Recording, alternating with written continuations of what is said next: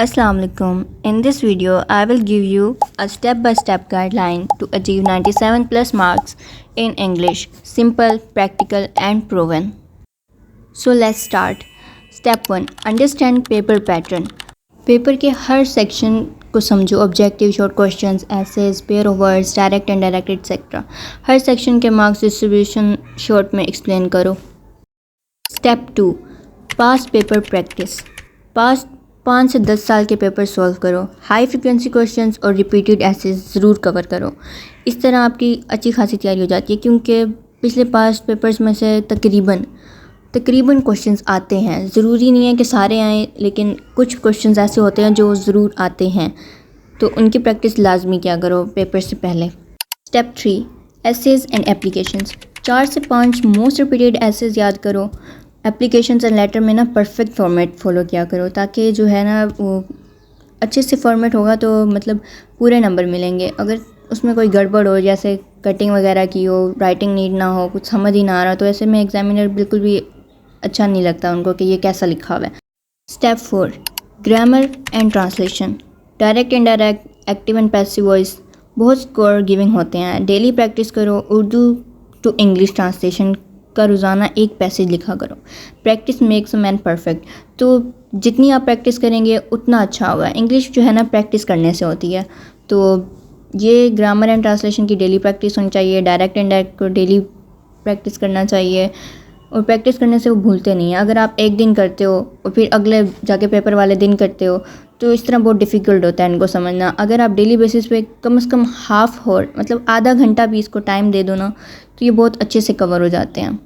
Step 5. Vocabulary. Pair of words, idioms और synonyms list बनाओ और डेली रिवाइज करो. लेकिन जो है ना ये ख्याल ज़रूर रखना है कि वो आप उनकी प्रैक्टिस ज़्यादा करो जो अक्सर रिपीट होते हैं एग्ज़ाम्स में. वो आप पास्ट पेपर्स में से करेंगे, सारा इजीली जो है ना कवर हो जाएगा. तो पास्ट पेपर जो है ना वो लाजमी सॉल्व करने हैं आपको. स्टेप 6. Presentation skills. पेपर साफ लिखो, हेडिंग्स और मार्जिन्स यूज़ करो. हर आंसर स्ट्रक्चर्ड होना चाहिए. Introduction, main body and conclusion.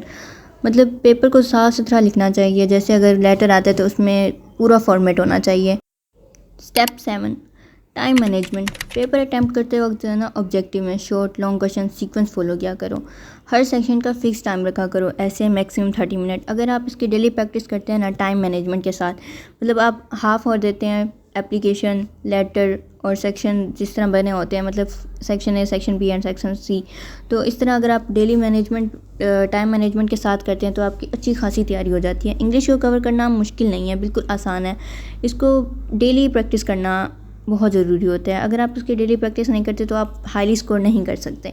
Daily करो 1 घंटा. ज़रूरी नहीं है कि आपको सारा दिन इंग्लिश ही पढ़नी है. 1 घंटा सिर्फ टाइम दे दिया करो इंग्लिश को.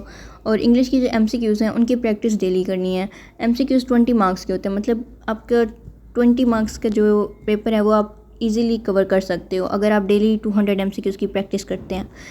और YouTube चैनल हैं बहुत ज़्यादा, आप वहाँ से इनकी जो है ना प्रैक्टिस कर सकते हैं. पास्ट पेपर्स के जितने MCQs हैं उनको सॉल्व करें. और एप्लीकेशन लेटर तो मस्ट होते हैं पेपर में, उनकी अच्छी खासी प्रैक्टिस होनी चाहिए. मतलब जितने भी पास्ट पेपर्स में आए हुए हैं उन सबको प्रैक्टिस कर लिया करो एक दफ़ा. और consistency, smart study, past papers 97 plus numbers achieve कर सकते हैं. If I can do it, you can too. Remember, English is not about cramming, it's about smart practice. Stay consistent and you will surely hit 97%. If you found these steps helpful, don't forget to share them with your friends so everyone can score high together. Work hard, stay focused, inshallah, success will be yours. Best of luck for your exams.